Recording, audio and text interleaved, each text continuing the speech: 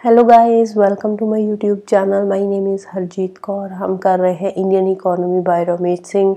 इसमें हमारा chapter 8 agriculture चल रहा है और इसमें आज हम डिस्कस करेंगे फूड सिक्योरिटी के बारे में। फूड सिक्योरिटी की बात करें तो 1980s तक आते आते इंडिया जो था वो फूड ग्रेन्स में सेल्फ सफिशिएंट हो गया था, लेकिन स्टिल हमारी कंट्री में अभी भी फूड सिक्योरिटी नहीं थी। तो फूड सिक्योरिटी का मतलब क्या हुआ? पहले भी हमने एक बार पढ़ा था कि 1980s तक आते आते हमारे पास सफिशिएंट फूड ग्रेन्स हो गए थे कि हम सारी पॉपुलेशन को खिला सकते हैं, लेकिन स्टिल जो इंडिया था ना उस टाइम पे वो फूड सिक्योरिटी अटेन नहीं कर पाया था। क्यों नहीं अटेन कर पाया था? क्योंकि फूड सिक्योरिटी का मतलब क्या होता है? फूड सिक्योरिटी का मतलब होता है कि सारे लोगों को बिना किसी रुकावट के अफोर्डेबल प्राइसेस पे फूड ग्रेन्स अवेलेबल करवाना। तो हम सब लोगों को फूड ग्रेन्स अवेलेबल करा नहीं पा रहे थे अफोर्डेबल प्राइसेस पे। इसीलिए अभी भी इंडिया में जो फूड इनसिक्योरिटी है वो अभी भी है। आज की डेट में भी अगर हम बात करें तो आज की डेट में भी हमारे यहाँ पे प्रॉपर फूड सिक्योरिटी नहीं है। ऑल्दो अगर हम बात करें 1980 से कुछ टाइम पहले की, तो इंडिया की जीडीपी जो ग्रोथ रेट थी वो बढ़ रही थी, एग्रीकल्चरल प्रोडक्शन जो थी वो भी बढ़ रही थी, लेकिन स्टिल इंडिया में हंगर एंड स्टारवेशन थी, अभी भी चल रही थी इंडिया में हंगर एंड स्टारवेशन।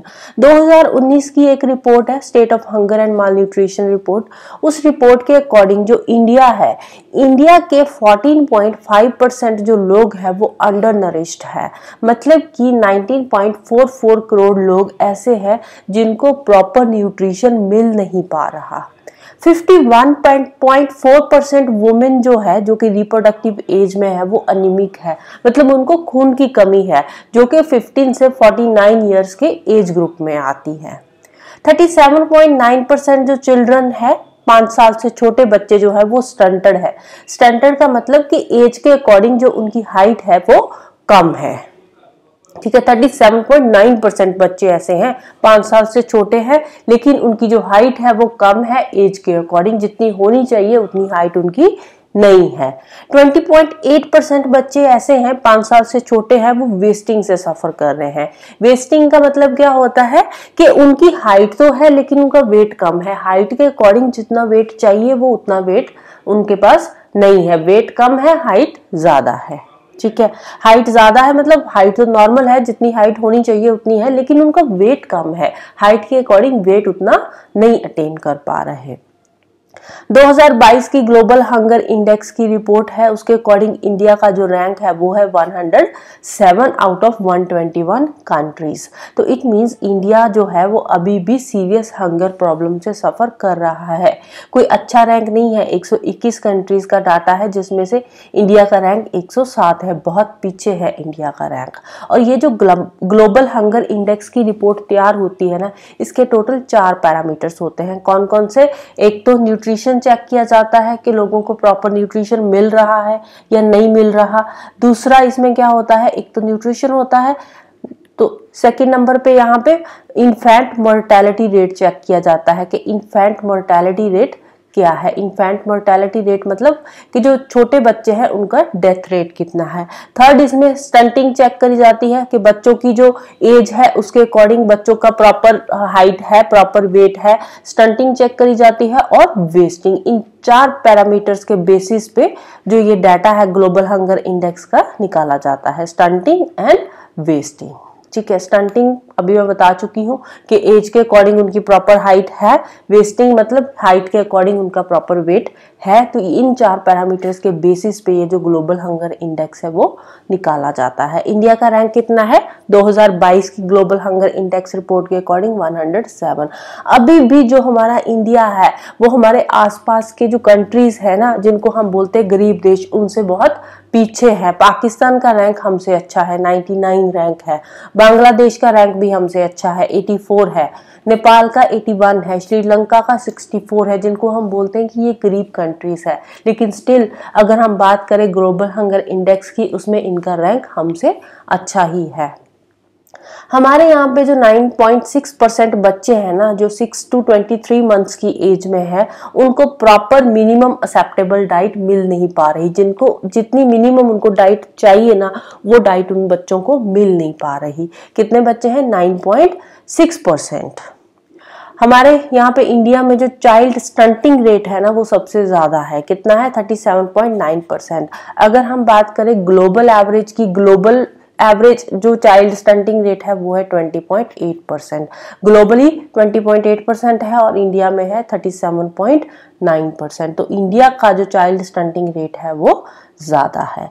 अगर हम बात करें अंडर 5 मोर्टेलिटी रेट की, कि 5 साल से जो छोटे बच्चों का डेथ रेट है वो अभी थोड़ा इंप्रूव हुआ है। अब 5 साल से छोटे बच्चों का जो डेथ रेट है वो हमारे यहाँ पे कम हुआ है पिछले कुछ सालों के कंपैरेटिवली, राइट। तो फूड सिक्योरिटी को लेकर यहाँ पे कुछ इंपॉर्टेंट बातें बोली गई है। हमारे इंडिया की जो 23% पॉपुलेशन है वो अभी भी बिलो पॉवर्टी लाइन है, और उनकी जो इनकम है ना, इनकम का 75% जो है वो स्पेंड करते हैं फूड पे। मतलब अगर कोई बंदा दिन का 100 रुपए कमा रहा है तो इस 100 रुपए में से वो 75 रुपीज जो है वो किस पे खर्च कर रहा है? वो फूड पे खर्च कर रहा है।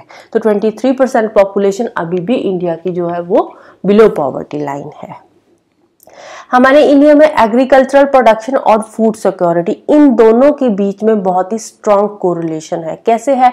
एक तो हमारे यहाँ पे जो एग्रीकल्चरल प्रोडक्शन है ना, वो स्टेबल नहीं है। स्टेबल कैसे?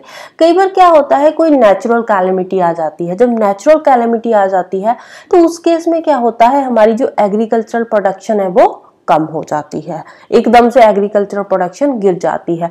तो उसका इफेक्ट किस चीज पे पड़ता है? उसका इफेक्ट पड़ता है सीधा सीधा फूड सिक्योरिटी पे। अब ये जो एग्रीकल्चरल प्रोडक्शन में वोलाटिलिटी आती है ना, जो चेंज होती है, एकदम से कोई नेचुरल कैलामिटी आ गई या किसी रीजन से हमारी जो एग्रीकल्चरल प्रोडक्शन है वो कम हो जाती है, तो उससे क्या होता है, उससे जो फूड प्राइसेस है ना वो एकदम से बढ़ जाते हैं। एग्रीकल्चरल प्रोडक्शन कम होगी तो फूड प्राइसेस एकदम से बढ़ जाएंगे। जब फूड प्राइसेस बढ़ जाएंगे तो जो लोअर इनकम ग्रुप के लोग हैं ना, वो उन फूड प्राइसेस को अफोर्ड नहीं कर पाते। तो ये हमारे यहाँ पे मेन दिक्कत आती है। अभी हमारी जो सरकार है उसने फूड सिक्योरिटी का प्रोविजन भी दे रखा है, सो दैट कि जो एग्रीकल्चरल कमोडिटीज है ना, उनके प्राइसेस एक हद से ज्यादा ना बढ़े, उनके प्राइसेस थोड़े स्टेबल रहे, सो दैट कि हमारे देश के जो गरीब लोग हैं वो फूड को अफोर्ड कर पाए और फूड सिक्योरिटी अटेन कर पाए हम लोग। मतलब कि फूड सिक्योरिटी अटेन करने के लिए हमारे सामने 2 हर्डल्स आ रहे हैं। क्या 2 हर्डल्स आ रहे हैं? एक तो है कि हमारे जो इंडिया है, हमारे इंडिया में फूड प्रोडक्शन तो हो रही है, फूड ग्रेन्स की प्रोडक्शन हो रही है, लेकिन स्टिल हमारे यहाँ पे फूड ग्रेन्स की 30 मिलियन टन्स की डेफिशिएंसी देखने को मिल रही है। इट मीन्स कि अभी भी हमारा जो इंडिया है वो फूड में इनसिक्योर है, अभी भी हम फूड सिक्योरिटी अटेन नहीं कर पाए हैं। सेकंड प्रॉब्लम है हमारी सप्लाई चेन मैनेजमेंट में। हमारी जो सप्लाई चेन है वो प्रॉपर नहीं है, हमारे यहाँ पे स्टोरेज की कोई अच्छी फैसिलिटी नहीं है। अभी हमने स्टोरेज के बारे में भी पढ़ा था लास्ट या इससे लास्ट वीडियो में। तो स्टोरेज में हमने क्या पढ़ा था कि हमारे जो गोडाउन्स है ना, वहां पे चूहे वगैरह बहुत होते हैं, तो आधे फूड ग्रेन्स तो वही खराब कर देते हैं। प्रॉपर वहां पे कूलिंग फैसिलिटी नहीं है, तो उससे क्या होता है, उससे हमारी जो पेरिशेबल आइटम्स है लाइक फ्रूट्स वगैरह है वो भी खराब हो जाते हैं जल्दी। तो हमारे यहाँ पे प्रॉपर स्टोरेज फैसिलिटी नहीं है, ट्रांसपोर्टेशन की दिक्कत आ जाती है, प्रॉपर रिटेलिंग नहीं है। हमारी जो एग्री मार्केट्स है, नेशनल एग्री मार्केट्स है, दोनों सेगमेंटेड है, इनको इंटीग्रेट करने की जरूरत है, सो दैट कि जो फूड प्राइसेस है वो हर जगह सेम प्राइस पे अफोर्ड कर पाए लोग। ऐसे नहीं है कि किसी जगह पे फूड के जो प्राइसेस है वो महंगे हैं, किसी जगह पे फूड ग्रेन्स के प्राइसेस जो है वो थोड़े सस्ते हैं। तो हर जगह फूड ग्रेन्स का जो प्राइस है वो सेम हो पाए, इसीलिए हमारी जो एग्री मार्केट्स है उनको नेशनल एग्री मार्केट्स के साथ जो है इंटीग्रेट करने की जरूरत है। अभी भी हमारे यहाँ पे अंडर नरिशमेंट बहुत ज़्यादा है, तो ये जो अंडर नरिशमेंट है, न्यूट्रिशन की प्रॉब्लम है, इन सब चीज़ों को देखते हुए हमारी जो सरकारें हैं वो बहुत सारी फूड से रिलेटेड स्कीम्स लेकर आई है। जैसे कि इंटीग्रेटेड चाइल्ड डेवलपमेंट स्कीम हो गई ICDS। अब ये जो इंटीग्रेटेड चाइल्ड डेवलपमेंट स्कीम है, ये स्कीम किसके अंडर आती है? ये स्कीम सेंट्रल गवर्नमेंट की है और ये स्कीम में कवर होते हैं सारे के सारे बच्चे जो 6 साल से छोटे हैं। इसके अलावा प्रेग्नेंट लेडीज हो गई, लैक्टेटिंग मदर्स हो गई, ये सारी इसी स्कीम के अंदर कवर होती है। सेकेंड स्कीम है mid day meal scheme. Mid day meal scheme क्या है? इसमें बच्चों को स्कूल में खाना दिया जाता है, जो छोटे बच्चे हैं उनके लिए ये स्कीम है। फिर फूड सब्सिडी प्रोग्राम शुरू करे गए हैं हमारी सरकार के द्वारा, like targeted public distribution system हो गया। तो इसी के अंदर ये जो टारगेटेड पब्लिक डिस्ट्रीब्यूशन सिस्टम है, इसी के अंदर नेशनल फूड सिक्योरिटी एक्ट भी इम्प्लीमेंट किया गया है। अन्नपूर्णा स्कीम शुरू करी गई है, जिसके अंदर जो गरीब लोग हैं उनको 10 किलो के फ्री फूड ग्रेन्स डिस्ट्रीब्यूट किए जाते हैं। इसके अलावा एम्प्लॉयमेंट की कुछ स्कीम्स सरकार लेकर आई है, like Mahatma Gandhi national rural employment guarantee scheme हो गई। अब ये जो स्कीम है, इसके अंदर जो गरीब लोग हैं, जो बिलो पॉवर्टी लाइन है, उनको हर साल 100 दिन का एम्प्लॉयमेंट दिया जाएगा at minimum wages, so that कि वो फूड सिक्योरिटी अटेन कर पाए। इसके अलावा एक और स्कीम जो कोरोना आया था, कोरोना के बाद में एक और स्कीम लॉन्च हुई थी जिसका नाम था one nation one ration card scheme. अब ये जो one nation one ration card scheme है, ये क्यों शुरू करी गई थी? One nation one ration card scheme. अब हुआ क्या था, कोरोना के टाइम पे बहुत सारे माइग्रेंट ऐसे थे जो दूसरी स्टेट्स में जाकर फंस गए थे, लेकिन वहां पे उनके पास खाने के लिए खाना नहीं था। क्यों? क्योंकि अब देखो दूसरी स्टेट में बैठे हैं तो दूसरी स्टेट में उनको सब्सिडाइज्ड प्राइसेस पे फूड ग्रेन्स नहीं मिल पा रहे थे, जिसकी वजह से बहुत सारे लोग जो थे वो अपने घरों को वापस जाते हुए बेचारे रास्ते में ही मर गए। कुछ लोग थे वो दूसरी स्टेट्स में ही ऐसे भूख के मारे मर गए। तो इसीलिए उसके बाद सरकार ने शुरू करी one nation one ration card scheme. अब इस स्कीम के अंडर आप किसी भी स्टेट के अंदर हो, आपके पास राशन कार्ड है, तो आप उस स्टेट से भी अपने हिस्से के जो फूड ग्रेन्स है वो आप परचेज कर सकते हो एट सब्सिडाइज्ड प्राइसेस। अब ऐसे नहीं है कि कोई बंदा आंध्र प्रदेश का है, वो कहीं जम्मू में काम कर रहा है या किसी भी बिहार में या यूपी में काम कर रहा है, तो वो वहीं पे उसी स्टेट में फंस गया, तो वो यूपी में भी अपने राशन कार्ड से सब्सिडाइज्ड प्राइसेस पे फूड ग्रेन्स परचेज कर सकता है वहां के लोकल स्टोर से, राइट। तो ये है one nation one ration card scheme.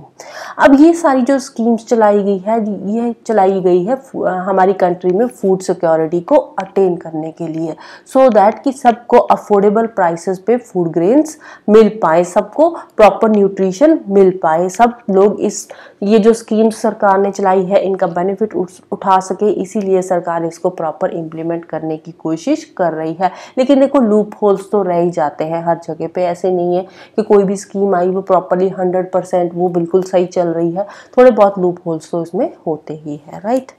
So this is all about today. तो जाने से पहले वीडियो को लाइक कर देना, शेयर कर देना और चैनल को सब्सक्राइब कर लेना। Thank you, bye bye and have a nice day.